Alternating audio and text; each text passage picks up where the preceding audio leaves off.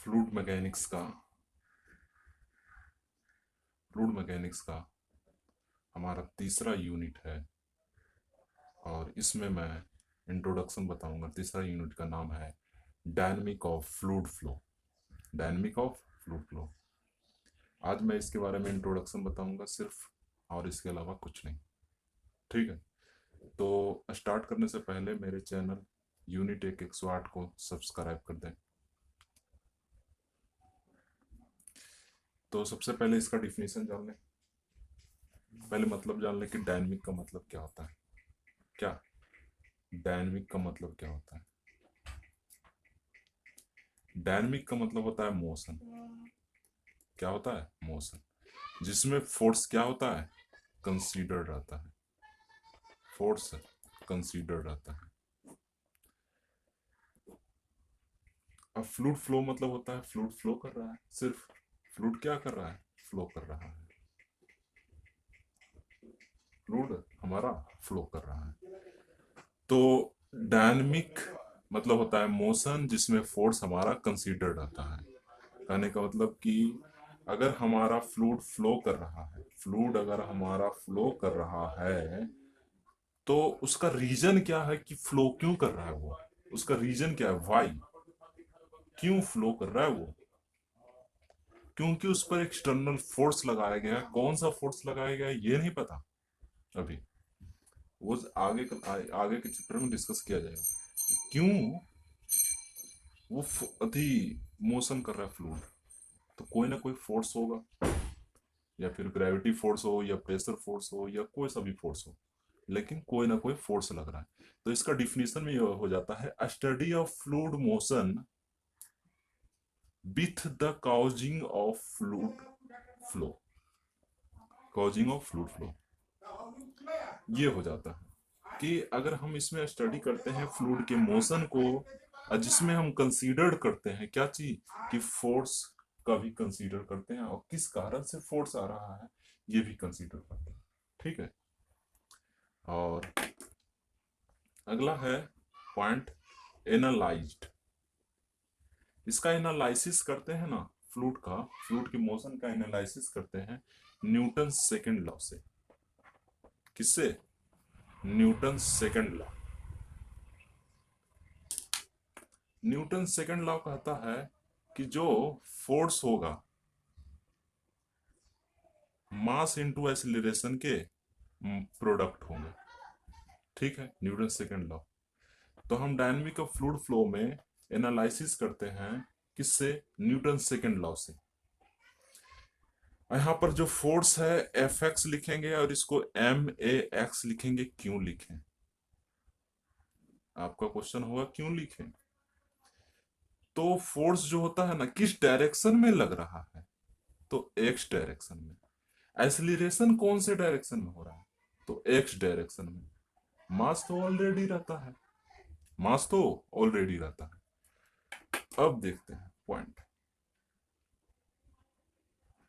अगला पॉइंट है कि एजम्पशन लेते हैं। एज्यूम करते हैं, मतलब कि एज्यूम करते हैं, एजम्पशन ने एज्यूम करते हैं कि हमारा जो फ्लूइड होगा ना,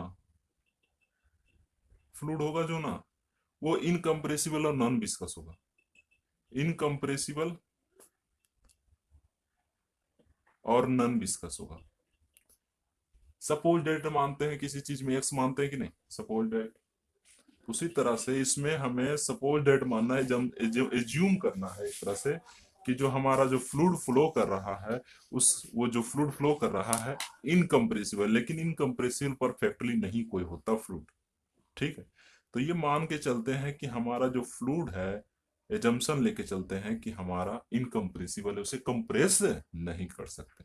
और नन विस्कस भी है। नन विस्कस का मतलब होता है कि वो फ्लूइड फ्लो कर रहा है, उसके रोकने की एबिलिटी नहीं है।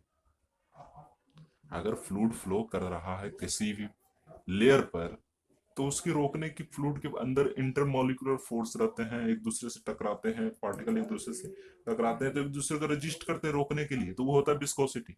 यहाँ बोल रहा है नॉन विस्कस, एजम्पशंस ले रहा है कि जब एज्यूम कर रहे हैं एक तरह से कि हमारा जो फ्लूइड फ्लो कर रहा है उसके अंदर कोई भी क्या कोई भी रजिस्ट करने वाला पार्टिकल या कोई भी फोर्स नहीं लग रहा है, नॉन विस्कस है, मतलब कि लेयर टू लेयर हमारा रजिस्ट नहीं कर रहा है फ्लूइड के पार्टिकल का।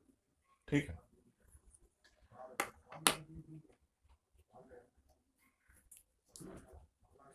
ये जो हो गया हमारा, ये जो क्वेश्चन हो गया, इक्वेशन ऑफ मोशन हो गया, इक्वेशन ऑफ मोशन बोलते हैं इसे, इसका नाम है।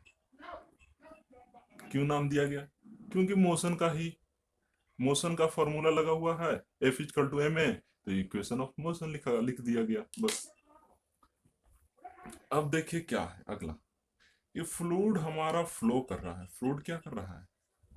फ्लो कर रहा है।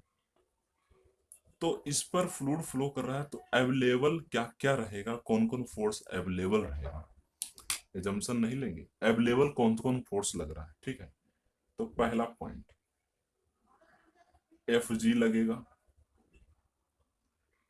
एफ जी, और देख लेते हैं, एफ जी लगेगा, एफ पी लगेगा। एफ जी क्या है?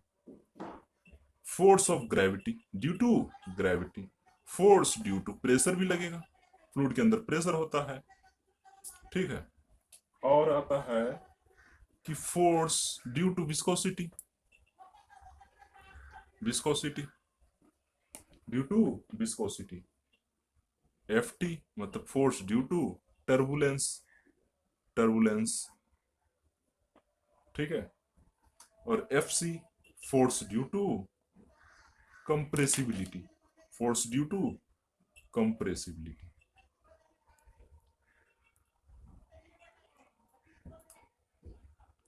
Force due to compressibility.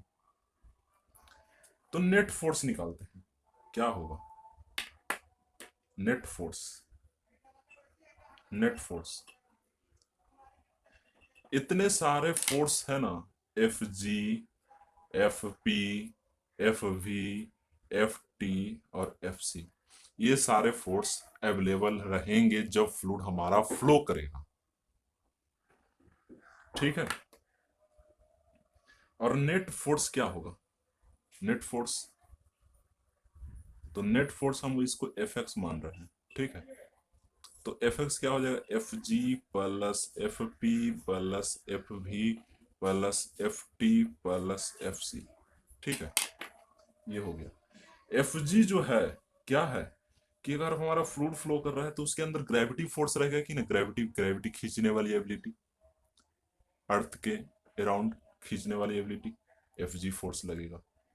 F P क्या है? प्रेशर फोर्स, फ्लूइड के अंदर प्रेशर रहता है कि नहीं, एक दूसरे इंटरमोलिकुलर फोर्स लगाएगा कि नहीं, प्रेशर लगाएगा एक दूसरे से, तो प्रेशर फोर्स भी लगेगा।